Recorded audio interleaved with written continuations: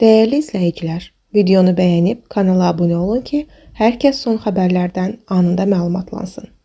Xəbər verdiyimiz kimi, Bakının Binəqədi rayonu Baksol yolu adlı ərazidə kanalizasiyaya düşən 27 yaşlı Cümşüd Cümşüdlünün meyiti tapılıb. Məlumata görə, evin tək övladı olan Cümşüd Cümşüdlü sahib Azərbaycanın əməkdaşı olub. Dərin hüznlə bildirilib ki, əməkdaşımız Cümşüd Cümşüdlü faciəvi şəkildə vəfat etmişdir. Onun vaxtsız itkisi bizi dərindən sarsıtdı.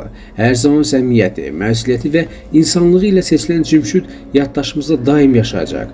Ailəsinə, yaxınlarına və bütün kollektivimizə səbir və qüvvət diləyərək Allah rəhmət eləsin, ruhu şad olsun deyə bu barədə şirkət məlumat yayıb.